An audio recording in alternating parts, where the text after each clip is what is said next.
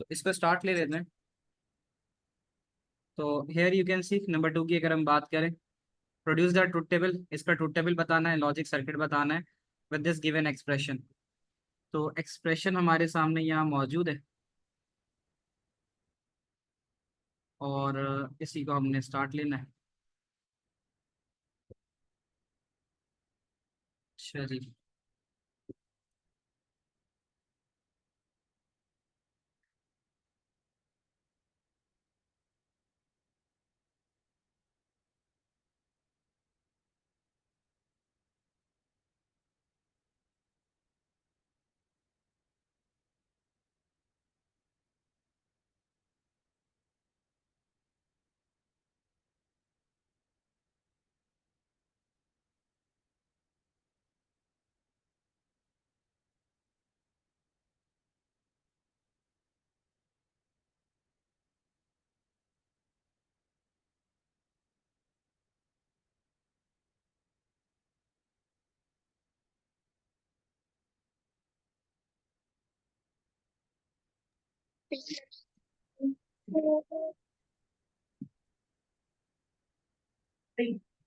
Next point, किसी का mic अगर ऑन है तो ऑफ कर दो उसको।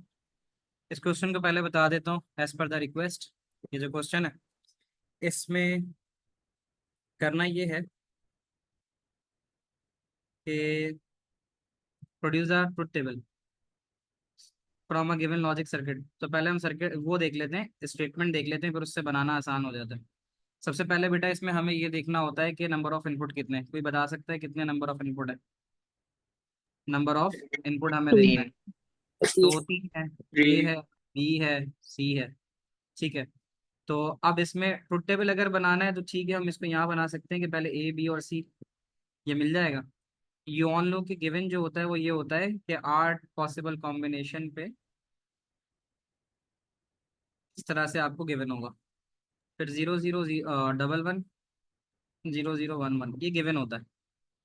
0 1 0 1 0 1 0 1 ये आ गया। इसमें आपको जो दे रहा है करने के लिए वो ये कह रहा है कि आप ए और बी करो।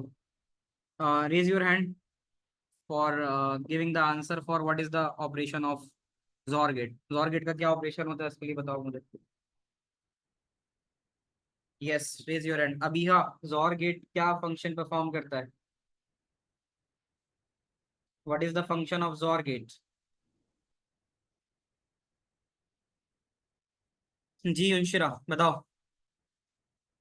सर सेम इनपुट इनपुट होगा तो जीरो। वो सेम इनपुट पे हमें जीरो देता है। तो अगर हम यहाँ जोर लिखने जा रहे हैं, let me remove this first. तो जो मैं पहला काम करने जा रहा हूँ वो मैं एज और बी कर लेता हूँ। तो एज और बी के लिए मैं लिखूंगा एज और बी। एज और बी का मतलब सेम पर जीरो। सेम पर जीरो का मतलब ये है कि अगर आप यहाँ देखो तो ये सेम है, ए और बी में सेम है, और यहाँ ये सेम है। तो जहां जहां रॉ में सेम आ रहा है उस पर जीरो डाल दो। ए और बी में देखना है, ठीक है। और बाकी जहां नहीं है वहां वन। ये बात सबको आ गई समझ में, एज और बी की? Is this clear to everyone? Sir Ryan? एक हाँ सवाल जी। सर मैं पूछ रहा था। आपने इसमें कहा कि जॉर जो गेट है उसके अंदर जब भी कोई सेम नंबर होगा तब वो जीरो हो जाएगा, ये ऐसे ही देख है लो, ना? सेम है, सेम है, जी सेम है। सेम है, सेम है। बाकी ये सब अलग अलग है, 0 1 1 0 1 0। सर हमारे ये टेस्ट कब होंगे? जवाहिर कुछ पूछ रहे हो? सर हमारे ये टेस्ट कब होंगे? क्या कैसे होंगे? हमारे जो कंप्यूटर साइंस के टेस्ट कब होगा? टेस्ट मैं अब लूंगा नेक्स्ट वीक या उससे next week. Okay next week sir. के बाद दूंगा। रयान, सवाल अभी क्वेश्चन से रिलेटेड कोई क्वेश्चन है तो पूछो। सर जरा मुझे अभी जो ये आप बता रहे थे, जो सेम वाली बात जरा दोबारा थोड़ी इलेबोरेट कर देंगे जरा थोड़ा सा। यहाँ बता देता हूँ कि XOR gate gives zero on same input. Same input पे जीरो देता है जोर। तो आपके पास अगर ए बी में करना है तो यहाँ 0 0 सेम, यहाँ 0 0 सेम, यहाँ 1 1 सेम, यहाँ 1 1 सेम। तो हमने जहाँ जहाँ सेम था वहाँ वहाँ 0 लगा दिया। Is that clear? सर तीनों इनपुट्स के अंदर सेम होना जरूरी है? अगर किसी दो बेटा में तीन थोड़ी, हम यहाँ ए और बी कर रहे हैं ना, तो हम ए और बी देखेंगे ना। समझा। हम यहाँ कर क्या रहा हूँ, मैं ए और बी कर रहा हूँ। ठीक है अयान, आपके पास मेरा कांटेक्ट है तो यू कैन मैसेज मी, तो मैं फिर आपको गूगल ड्राइव एक्सेस दे दूंगा। ठीक है, तो एज और भी हो गया। Is that clear? देखो सवाल से रिलेटेड अभी क्वेश्चन जो करवा रहा हूँ उससे रिलेटेड क्वेश्चन तो नहीं है ना। आगे बढ़ता हूँ। The next part I need to do is B nor C. B nor C, B nor C के लिए, बी नॉर सी का मतलब ये है कि हम ऐसा कर सकते हैं कि हम और ले लें फिर उसको उल्टा कर दें, या फिर हम चलो डायरेक्ट ही ले लेते हैं। अब हमारी इतनी प्रैक्टिस हो गई है कि हम बी नॉर सी निकाल सकें। बी नॉर सी, बस इतना याद रखना होगा कि और गेट के अंदर, आपको पता है और गेट में 0 0 पे 0 होता है, 0 1 पे 1 होता है, और 1 0 पे भी 1 होता है, और 1 1 पे भी 1 होता है। मैं और गेट की बात कर रहा हूँ, बट ये जो मैं अभी दूसरे पेन से लिख रहा हूँ, नॉर गेट वो होता है जो इसका उल्टा होता है। तो नॉर गेट के अंदर 0 0 पे 1 आता है, 0 1 पे 0, 1 0 पे 0, और 1 1 पे 0 आता है। ये उल्टा होता है। तो बस अब आपको इतना याद रखना है कि आपने वैल्यूज को उल्टा करना है। अब आप देखो बच्चों, अब हम देखेंगे जिस चीज की तरफ, वो है B nor C. Can we use the V symbol that represents NOR? वो बहुत आगे की चीज है, मतलब वो आगे यूनिवर्सिटीज वगैरह में रिप्रेजेंटेशन आती है, तो वी ना लिखो। नॉर का सिंबल ये होता है कि अगर आप जैसे और गेट कर रहे हो तो बी प्लस सी लिख रहे हो तो उस पर बार लगा दो। तो आपके सिलेबस में ये सिंबल ज्यादा बेहतर है कि आप बी प्लस सी लिखिए, इसके ऊपर अगर आप बार लिख देते हो तो वो ज्यादा बेहतर होता है। Is that clear? Sir, sir hello.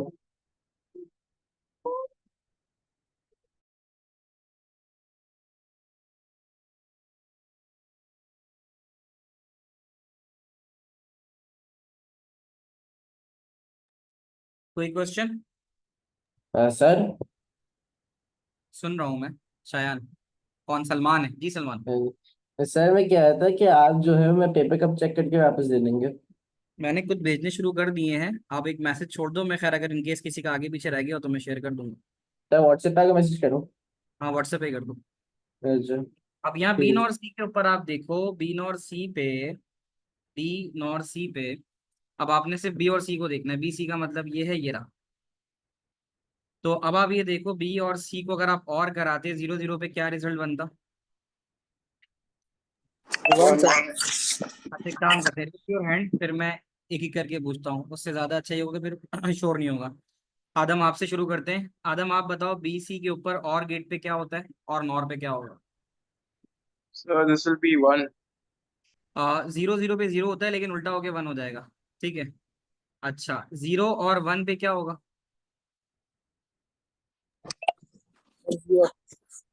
आदम आप बताते जाओ, ये वाला कॉलम आदम आप पूरा बताओगे। 0 और 1 है तो क्या होगा? 0. 0 1 पे 1 होता है, उल्टा होके 0। और 1 और 0 के ऊपर 1 आता है लेकिन उल्टा होके 0। 1 और 1 के ऊपर 1 होता है, उल्टा होके 0। 0 और 0 पे 0 होता है, उल्टा होके 1। 0 और 1 पे 1 होता है, उल्टा होके 0। 1 और 0 पे 1 होता है, उल्टा होके 0। और 1 और 1 पे 1 होता है, उल्टा होके 0। क्या ये बात आप लोगों को सबको समझ में आती है बच्चों? हम और गेट को देख के उसको इन्वर्स कर देंगे। अब हमने क्या अच्छा, करना है, अब हमने क्या करना है, the next part we have is के जो भी रिजल्ट आ रहा है, हमें बी और सी मिल गया।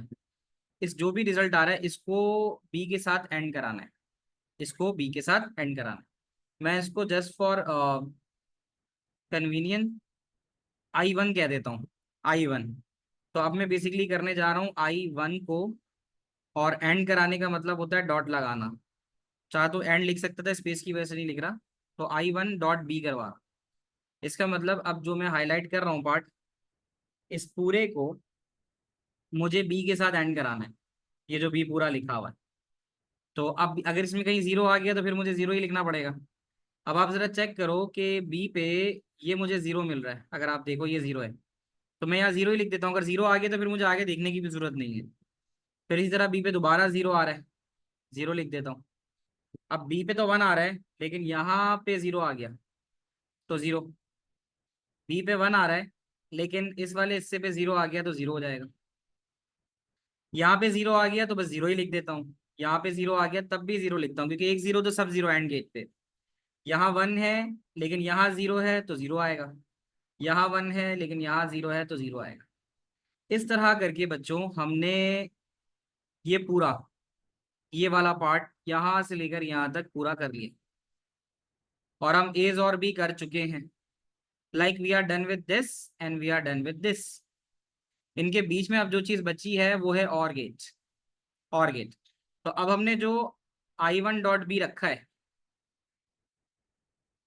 I1.B जो रखा है इसको मैं लेट सपोज नाम देता हूं आसानी के लिए I2।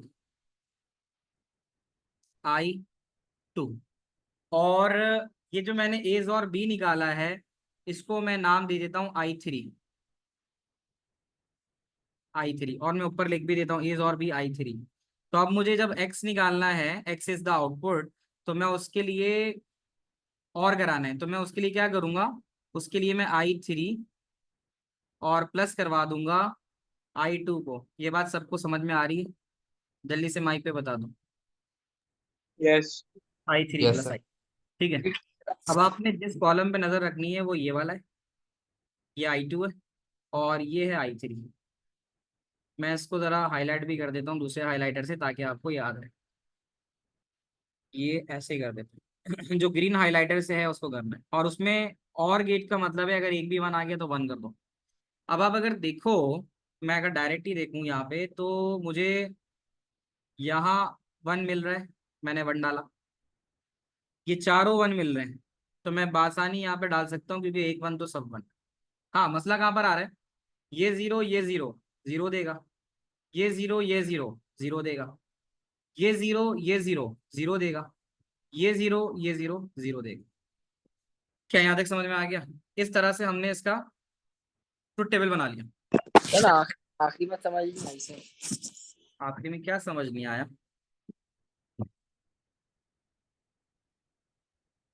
आखिरी की क्या बात समझ नहीं आई ये भी तो बताओ।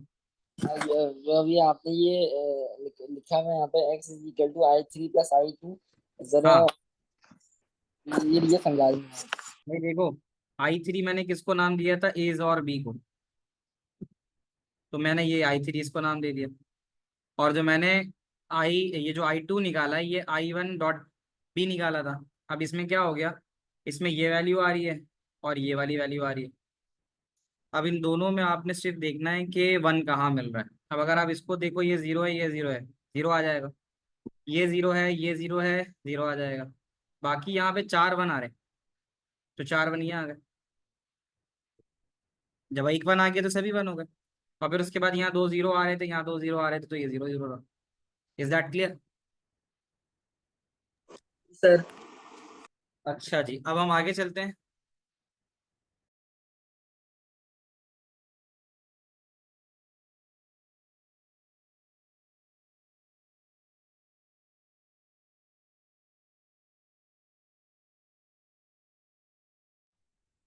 अब हम अगर देखें, the next thing we need to do is to produce a logic circuit. हमें इसका लॉजिक सर्किट बनाना है। लॉजिक सर्किट बनाने के लिए मैं इसको सारा इरेज कर देता हूँ ताकि क्लियरली हमें नजर आए। तो अब हमें जो चीज़ बनानी है लॉजिक सर्किट, उसके लिए है एज और बी। अच्छा आपको पता है सिंपल सिंपल हम क्या करते हैं, ए बी और सी नजर आ रहे हैं जो मैंने बनाया है। अब आपसे अगर वो कहता है सबसे पहले एज और बी बनाओ, तो ये ए आ गया और ये बी आ गया और ये इसका जॉर गेट हो गया। क्या ये बात समझ में आती है? Is that clear to everyone? एज और यस बी सर। बनाना है। तो एक ब्रैकेट हमारा हो गया, दूसरे ब्रैकेट में हमने बी नॉर सी बनाना है, बी नॉर सी। तो ये बी आ गया और ये सी आ गया। नॉर का मतलब होता है और गेट के आगे बबल लगाना। तो ये बी नॉर सी हो गया, लेकिन जो ये रिजल्ट निकल रहा है ये एंड हो रहा है बी के साथ। जो बी नॉर सी का रिजल्ट है, तो बी नॉर सी का रिजल्ट आप देख सकते हो, ये देखो ये रिजल्ट है बी और ये नॉर सी का ये रिजल्ट है। अब इसको आपने एंड कराना है। एंड कराने किसके साथ? एंड कराने हैं बी के साथ। तो इसका जो भी रिजल्ट आ रहा है इसको बी के साथ एंड करा दो। क्या ये बात समझ में आती है? यानी हम सेकंड ब्रैकेट को सॉल्व कर रहे हैं। We are solving the second bracket. अब हमारे पास सिर्फ क्या चीज रह जाती है? हमारे पास सिर्फ एक चीज रह जाती है कि जो ऊपर से रिजल्ट आया है, ऊपर से रिजल्ट का मतलब जो रिजल्ट हमारे पास आया है, देखो हम ये भी कर चुके हैं एज और बी। देखो ये एज और बी है, मैंने यहाँ पे ये ए और बी का जोर बना दिया, ये बन गया। बी नॉर सी था, मैंने बी और ये नॉर सी बना दिया, ये बी नॉर सी आ गया। और उसके बाद लिखा था एंड बी, तो मैंने बी नॉर सी का जो भी रिजल्ट आया था उसको एंड करा दिया बी के साथ। अब फाइनल ये रह गया कि दोनों रिजल्ट को आपस में और करा दो। तो दोनों रिजल्ट को आपस में और कराने के लिए यहाँ से निकला हुआ एरो, यहाँ से निकला हुआ एरो दोनों के साथ और हो जाएगा। अब क्लियर होता है बच्चों? Is that clear? यानी ये एक तरह का यस आपका सर। क्वेश्चन पूरा निकल गया, जो अगर आपको इस तरह से स्टेटमेंट के हिसाब से मिलता है। अब मैं जो करवाना चाह रहा था, क्लास बेटा हो जाएगी 55 पे एंड करूंगा मैं। ठीक है, तो अब हम देख लेते हैं जो स्टार्ट लेना था वर्कबुक के क्वेश्चंस मैंने बताए थे, ये वर्कबुक है। और वर्कबुक के अंदर हम आ जाते हैं टू द लास्ट चैप्टर।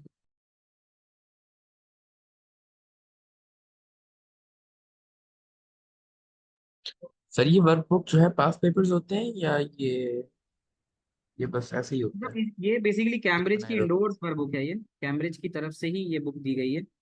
तो जो आपको पास पेपर के क्वेश्चन मिलेंगे वो इसी तरह के ही होंगे। मतलब आज की प्रैक्टिस कर लेते हो तो आपने अच्छा खासा समझ लो, पास पेपर भी देख ही लिया एक तरह से। लेकिन सर ये पास पेपर्स नहीं होते। पास पेपर, लेकिन ये पास पेपर नहीं ये होते। पास पेपर से एक्सट्रैक्ट नहीं की गई है। ये समझ लो कि इसमें जो क्वेश्चन है वो आपको पास पेपर में मिलेंगे। ये फॉर प्रैक्टिस है आपके पास। लेकिन सर थोड़े से क्वेश्चंस होते हैं जो बुक में नहीं होते ना, तो और वो वर्कबुक में भी नहीं होता है और पास पेपर्स में आ जाते हैं तो फिर मुश्किल हो इस जाती है। वाले टॉपिक में ऐसे देखे तुमने?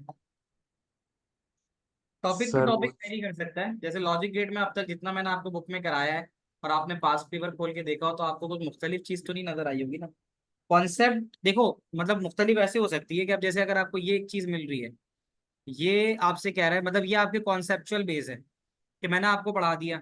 अब वो ये कहता है कि ये बताओ कि ये जो लॉजिक गेट के आउटपुट हैं, ये जो आउटपुट नजर आ रहे हैं, ये किसको रिप्रेजेंट कर रहे हैं।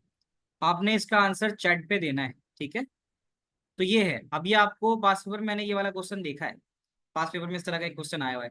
तो ये लॉजिकल कॉन्सेप्ट है, आपको सारे गेट्स के ऑपरेशन के बारे में अगर पता है तो आप आसानी इसका जवाब दे सकते लेकिन सर आपने टेस्ट में एक दफा पूछ लिया था ना व्हाट इज नेचुरल साउंड, तो समझ नहीं आया था क्योंकि मुझे मिला नहीं था कहीं पे हो। भी। नहीं वो ऐसा है, वो इस तरह से था, आपको बुक में मिल जाता। साउंड एनालॉग इन नेचर होता है।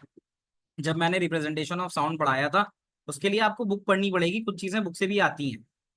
यानी आपकी बुक रीडिंग अच्छी होनी चाहिए। तो वो जो मैंने सवाल पूछा था कि जो साउंड का नेचर होता है बेटा, वो एनालॉग होता है ना, साउंड एनालॉग डेटा है। तो वो लिखा हुआ है रिप्रेजेंटेशन ऑफ साउंड में, लिखा हुआ है कि sound is analog in nature, इस तरह से। ठीक है, ओके बात सर आपकी समझ ओके। गया जो आप कह रहे हो, तो मतलब बुक पढ़नी पड़ेगी, थोड़ा बहुत सर बुक वो का। सर एक और भी ऐसा क्वेश्चन था कि एसकी कोड सबसेट करके कुछ था वो क्वेश्चन। तो हाँ सर वो उसका भी जवाब बुक में था, उसका भी जवाब बुक में था। तो उसके अंदर ऐसा होता है कि जो एस्की कोड के जो शुरू के कैरेक्टर्स होते हैं, ठीक है ना, तो जी। अब वो तो अगर आप एक्सटेंडेड एस्की कोड में जा रहे हो तो वो जा रहे हैं उसी के अंदर, अरे क्योंकि सर उसमें बताया था कि उसमें 120 लिखा हुआ है। था। हाँ सर उसमें लिखा था कि ASCII code is subset of Unicode, जो आपने हमें क्वेश्चन दिया था। और हम्म, सर वो क्वेश्चन था कि फॉल्स था, मगर वो कहीं से फॉल्स तो नहीं था। वो इस तरह से फॉल्स है, उसकी जो लॉजिक है ना फॉल्स की, वो ये है कि ASCII code is a code में, एक सेकंड को मैं बता रहा हूँ।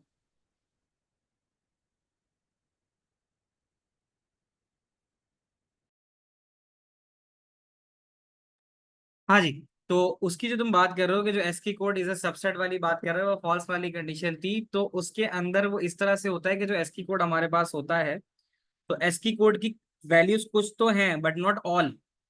तो वो वाला केस जो है उसकी वजह से वो फॉल्स हो रहा था। वो खैर जब मैं अब तुम्हें नेक्स्ट क्लास में पेपर का सॉल्यूशन कराऊंगा, एक क्लास रखूंगा जो तुम्हारे टेस्ट के उसके ऊपर होगी, सॉल्यूशन के ऊपर, तो फिर वहां पर वो सारे क्वेश्चन हम डिस्कस कर लेंगे। सर मैंने जो ट्रू लिख दिया था तो क्या वो गलत हुआ क्या? जो ट्रू लिखा था, हाँ मैंने जो उसको लिख दिया ट्रू। सारे वो तो सारे फॉल्स की स्टेटमेंट्स थी, मुझे याद पड़ता है वो जो पेपर था हाँ उसके अंदर सर वो वो सारे कंडीशन। फॉल्स की थी। हाँ वो सारी फॉल्स ही थी, उसमें मेंशन किया हुआ था उसमें। हम्म, सर मैं तो कंफ्यूज हो गया था मैं। हाँ वो कर लेंगे देखो नेक्स्ट वीक के अंदर, इसलिए मैं भी फिलहाल टेस्ट नहीं ले रहा, ताकि वो जो टेस्ट पेपर है वो सबको जब पहुंच जाएंगे सबके पास, तो उसके बाद फिर जो है ना मैं उसकी जो, जैसे मैंने नॉर्मल फर्स्ट टेस्ट की भी क्लास रखी थी, तो फिर इसी तरह क्लास रखूंगा जिसमें आपसे पूरा डिस्कस कर लूंगा। सर वो जो ये जो आप सब हमसे कह रहे हैं कि जो कुछ चीजें बुक में होती हैं तो क्या चाहते हैं इससे इम्पोर्टेंट चीजें नोट्स में शामिल करेंगे है क्या? जो चीजें इंपॉर्टेंट होती हैं हाँ, अरे नोट्स में शामिल मिलेंगी करेंगे। तुम्हें, वो तुम्हें मिलेंगी, वो तुम्हें मिलेंगी नोट्स में। Okay sir. तो इसका एक जवाब मेरे पास आया है और एक ही बच्चे का आया है, बाकी कहाँ है भाई? कि इसके जो है क्या क्या हो सकते हैं मुझे बताओ। 0 1 1 जो है तो वो किस केस के अंदर आता है? जैसे अगर मैं देखूं, मुझे सिर्फ दो बच्चों का जवाब मिला है, जवाब सबके आने चाहिए। फरहम से शुरू करते हैं, चलो फरहम आप बताओ कि जो पहला वाला गेट है वो कौन सा है? सर सर मैंने सॉरी क्वेश्चन पूछना था पूछो। सर मेरा क्वेश्चन ये था कि वो जो क्वेश्चन था वाइट साउंड का, वो यही था ना कि बैकग्राउंड नॉइज जो होती है वो वाइट साउंड होती है। सवाल क्या कह रहे हो, सवाल क्या था? सर मैं कह रहा था कि वो जो जिसने एग्जाम में आया था कि वाइट टेस्ट में कि वाइट नॉइज, तो वो सर वो बैकग्राउंड नॉइज होती है ना। फिर मुझे तो पर्टिकुलरली जो तुम कह रहे हो अभी इसको मुझे देखना पड़ेगा कि वो चीज़ क्या थी जो तुम सवाल पूछ रहे हो। वो मुझे तुम एक वो मैसेज वो छोड़ दो, मैं देख के वो बता टेस्ट दूँ में मुझे अभी वैसे सवाल याद नहीं है कि तुम्हारा एक्चुअल क्वेश्चन तुम क्या पूछना चाह रहे हो। ओके सर मैसेज करते हैं। हाँ मैसेज छोड़ दोगे तो मैं देख के बता दूंगा, मुझे पर्टिकुलरली अभी याद नहीं है। I just need to stick on the question, ठीक है। इंडिविजुअल क्वेश्चन अगर किसी का होता है तो मुझे मैसेज कर देना, ताकि मैं ये चीज़ एटलीस्ट तुम्हें करवा दूँ जो सवाल है। तो इसमें जो जवाब है मैं फ्रॉम से हनूना आप बताओ चलो कि ये जो पहला है ये क्या है, पहला क्या कौन सा गेट है? Sir, it is OR gate. और गेट। ये और गेट इसलिए बेटा क्योंकि और गेट में एक वन पे वन होता है। तो देखो एक एक वन तो हमें सब जगह मिल ही रहा है ना, और सिर्फ यहाँ दोनों 0 0 है तो इसलिए आ गया। अच्छा उसके बाद हमजा आप बताइए, जो नेक्स्ट गेट है वो कौन सा है? हमजा। Sir nor gate. ये है नॉर गेट, हमजा का कहना है ये नॉर गेट है, क्या सब इस बात से एग्री करते हैं ये नॉर गेट है? No, sir, it is NAND gate. It is No, sir, NAND, it's not. It's NAND gate. अब आप लोग अगर नैंड कहते हो तो हम देख लेते हैं। देखो एंड गेट के ऊपर 0 0 पे 0 होता है उल्टा होके वन, और इसी तरह 0 और 1 पे भी 0 होता है उल्टा होके वन, 1 और 0 पे 0 होता है उल्टा होके वन, और 1 1 पे एंड गेट में 1 होता है लेकिन उल्टा होके 0। तो इसलिए ये वाला गेट नैंड है।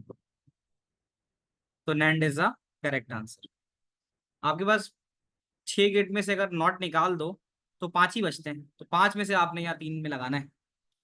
और जो आखिरी वाला गेट है अभी रिसेंटली हमने डिस्कस किया है, और इसमें ये बता रहा है कि सेम पे 0 और सेम पर 0। तो ये कौन सा गेट बताया था मैंने भाई? And Sure. और Zor. जॉर गेट वो होता है जो सेम पर 0 देता है, याद आया? तो ये इस तरह से है।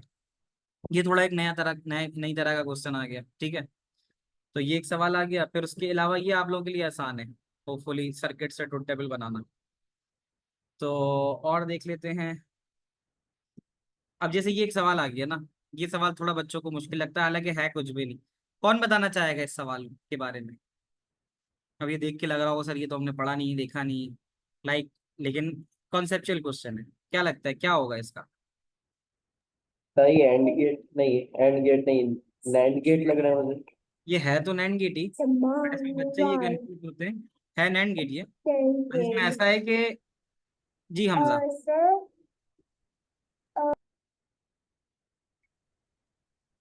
हमजा आवाज नहीं आ रही सर मुझे ये आपकी। ए एंड बी हुआ हुआ है। क्या होगा? ये ए एंड बी हुआ हुआ है। ए एंड ए ही है, दानिया ने सही बताया तब कि ये, अपने से वो जो है वो लाइन निकाल रहे हैं वो। मतलब उसमें ये कि ए अगर इधर जा रहा है, अगर आप गौर से देखो तो ए अगर इधर जा रहा है तो ए इधर भी तो ए ही आ रहा है ना, और अगर बी जा रहा है तो इधर भी बी जा रहा है। तो घबराने की जरूरत नहीं है। इट्स बेसिकली, अगर मैं लिखना चाहूँ तो मैं इसको इस तरह से लिखूंगा, it is basically A dot A और बार। नैंड की रिप्रेजेंटेशन यही होती है ना बच्चों। इसी तरह ये बी डॉट बी, दोनों तरफ बी आ रहा है, तो बी डॉट बी कब आ रहा है। सर जब ये हमारा टेस्ट होगा अक्टूबर का, इसमें क्या पूरा चैप्टर 10 आएगा? हाँ, इसमें तो ले लूंगा क्योंकि इसके अंदर सवाल ही 3-4 तरह के आते हैं, ओके सर। क्योंकि वो और था सर, चैप्टर और सर 1 अगर का। मुझे जो है इसके अगर प्रिपेयर करने हैं लॉजिक सर्किट बनाना है, तो मैं जो वर्कबुक से प्रिपेयर करूँ? वर्कबुक तो मैं अभी दी भी है मैंने आपको, वर्कबुक से भी करो, और मैंने पास पेपर भी शेयर कर दिया था ना लास्ट ग्रुप तो में आप सर क्या लोग। उनमें आंसर होता है क्या? इसमें आंसर? आंसर भी ग्रुप पे शेयर किए हैं, आप लोग देखते नहीं हो ठीक से। सर मैं देखा नहीं। हाँ, मैंने देखो ना, मैंने पहले जो शेयर किए थे आंसर शेयर किए थे, फिर आज बच्चे का जवाब। हालांकि ये सब चीजें मैंने उसके फोल्डर में डाली हैं, बुक्स के फोल्डर में, आप लोगों ने शायद देखा नहीं हो। बट अभी मैंने ग्रुप पे दोनों वर्कबुक भी डाल दी हैं और सारे आंसर डाल दिए हैं, और जो तुम्हारी टेक्स्ट बुक है उसका भी आंसर डाल, ओके, यानी थैंक आपके यू पास सर। रिसोर्सेज पूरी कर दी है मैंने, और पास पेपर्स भी डाल दिए हैं। ठीक है ना। तो बस थोड़ा सा उस पर नजर डाल लेना तो हो जाएगा। चले जी, अब हम चलते हैं इस सवाल पे। 1 डॉट ए को मैं I1 कह देता हूँ और इसको मैं I2 कह देता हूँ। तो यहाँ जा रहा है मेरा I1, यहाँ जा रहा है मेरा I2। तो अब I1 डॉट I2 बराबर है x के, और नैंड का मतलब बार लगाना है। ये जो मैंने बनाया है, लेवल बनाया है, क्या ये लेवल आप सबको समझ में आया? ये बच्चों के लिए थोड़ा कंफ्यूजिंग होता है, इसलिए मैंने इस सवाल को उठाया है। Is that clear? मतलब ए और ए दोनों में जा रहा है, बी और बी दोनों में जा रहा है, वहां से जो आंसर्स निकल रहे हैं। तो नैंड का मतलब यही होता है कि डॉट बना के बार लगाना। तो बी डॉट बी करके बार कर दिया, यहाँ से इसको I1 नाम दे दिया, यहाँ से I2 नाम दे दिया, और आखिर में I1 I2 करके भी बार लगा। ये तो लेवल हो गया। अब हम जब करने के लिए जाएंगे बच्चों, तो अब आप लोग मेरा साथ देंगे। ये है मेरा I1, और I1 है A.A। ठीक है। तो अब आप जरा बताना मुझे, अब ये 0 ही है तो इसका मतलब 0.0 जाएगा ना। ठीक है, 0.0। सर बार भी इस ऊपर ए क्वेश्चन के बाद डॉट ए क्लास के। पे रन कर दूंगा। इस क्लास के बाद जी, हमजा कुछ कह रहे हो? सर मैं कह रहा था ए डॉट ए के ऊपर बार नहीं होगी। वो तो नैंड के केस में होगा ना, ये हो तो रहा है बात, लेकिन पहले एंड करोगे फिर नैंड करोगे ना। तुम इसकी बात कर रहे हो, लगा दिया मैंने। जी सर। अच्छा, 0.0 पे क्या होगा बेटा? 0 लेकिन उल्टा होके 1। ठीक है। फिर 0.0 पे 0 होता है उल्टा होके 1, ऐसे ही है। और ये 1 है, तो 1.1 पे एंड पे 1 है लेकिन उल्टा होके 0, और 1.1 पे एंड होता है लेकिन उल्टा होके 0। बेटा ये हो गया हमारा I1, ये मैंने I1 कर दिया। इसी तरह, ठीक है, 2 मिनट में बस सवाल खत्म कर रहा हूँ, तो थोड़ा वेट कर लो। फिर इसी तरह अगर हम चलें to the next part of it, that next part is I2 बराबर है बी डॉट बी और उस पे बार। ठीक है। तो अब इस पे हम क्या करेंगे, बी की वैल्यू 0 है तो 0.0 के ऊपर 0 होता है लेकिन उल्टा होके 1 आ जाएगा। इसी तरह 1.1 पे 1 होता है उल्टा होके 0, 0.0 पे 0 होता है उल्टा होके 1, और फिर 1.1 पे 1 होता है उल्टा होके 0। Is that clear to everyone? ये हमने निकाल दिया बेटा बी का डॉट बार। अब हमारे पास I1 I2 दोनों मिल गए। अब हमें सिंपल I1 I2 का बार करना है, यानी जो रिजल्ट है उसको उल्टा करना है।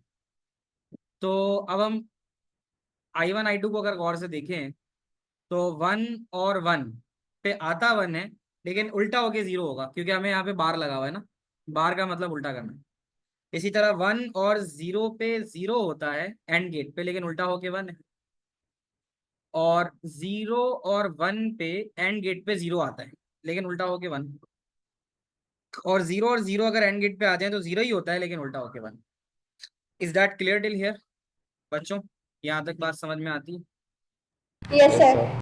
ठीक है। Yes, sir. तो अब आपसे यस आखिर में सर। जो चीज पूछ रहा है, सिर्फ आखिर में एक चीज पूछ रहा है कि ये वाला जो आपने बनाया है ये किस सिंगल लॉजिक गेट को रिप्रेजेंट कर रहा है? कौन सा लॉजिक गेट है कि आखिर में 011 आता है?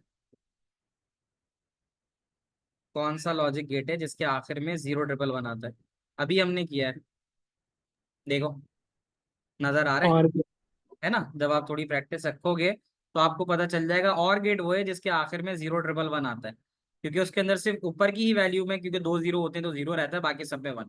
तो आप यहाँ पे और गेट लिखोगे। तो अब ये कुछ चीजें ऐसी हैं जो थोड़ा पढ़ के, थोड़ा प्रैक्टिस से, लाइक क्लासेस अगर आपने सारी ली हैं तो कॉन्सेप्चुअली आप इसका जवाब दे सकते हो। तो बच्चों, आज की क्लास की चीजें समझ में आई हैं आप लोगों को? Was that fruitful to you? आप लोगों को यस कुछ yes, सर। और बेहतरी yes, लगी? sir. ठीक है, तो अब आप लोग जो है और प्रैक्टिस करो। Resources has been shared with you. Sir कि मैं सर ऐसे एक बार चैप्टर टेन ऊपर के टॉप नोट्स इस्तेमाल दिखा दें। करूँ? नोट्स दिखा दूं? इसकी बात कर रहे हो या पिछले सवाल की? नहीं सर, ऊपर ऊपर वाला। ऊपर वाला तो ये वाला था। यस सर, ये स्क्रीनशॉट लेंगे। ठीक है, थैंक यू सर। ठीक है जी बच्चों, अल्लाह हाफिज। और किसी का कोई सवाल है तो मैं जवाब दे देता हूँ। Rest you are allowed to leave. Sir tips मेरा टू लर्न क्वेश्चन है। Logic gate. टिप्स तो यही है कि पास पेपर से प्रैक्टिस करो। पास पेपर्स जितने ज़्यादा, क्योंकि पास पेपर में हो जाता है, प्लस माइनस चीज़ें थोड़ी सी आ जाती हैं। प्लस माइनस से मुराद के मतलब पढ़ा हुआ होता है आपने, लेकिन वो ट्रिकी क्वेश्चन कर देता है। तो ट्रिकी क्वेश्चन तो उसी वक्त आप सॉल्व कर सकते हो जब तक आप पास पेपर को उठा के नहीं देखोगे। सर ये मगर बात। मेरा ये था कि मतलब हम ये कैसे, मतलब कोई है टिप कि हम नैंड गेट का क्या होता है, और का मतलब 0 0 तो 0 हो जाता बेटा है। ये लिखा हुआ है ना? मुझे एक बात बताओ, आपने शुरू से क्लास ज्वाइन की थी जब से हम जी लॉजिक? सर। जी सर, मगर लाइक मैं मुझे पता है ये क्या है, मगर कोई लाइक टिप्स हैं याद करने को? ट्रिक्स याद करने की? जी। यार देखो, ये तो यहीं से नजर आ रहा है, तो स्टार्ट में ही था ना हमारे पास। जैसे एंड गेट तो वो है ना, एंड गेट में ऐसे याद रख लो कि यस। एंड गेट में जब सब 1 होगा तभी 1 आएगा। ऐसे याद रखो।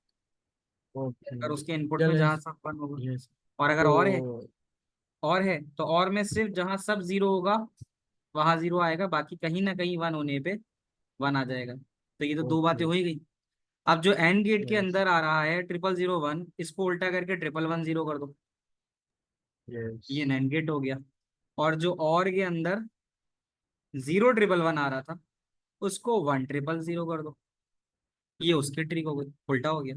और जोर तो सीधा सीधा कहता है कि बस सेम पे 0 देना है, दे रहा है वो। तो होपफुली अगर ऐसे भी समझ में आ गया तो याद रहेगा तुम। Thank you sir. ठीक है बच्चों, अल्लाह हाफिज। अल्लाह हाफिज सर। सवाल था। अल्लाह हाफिज सर। बस।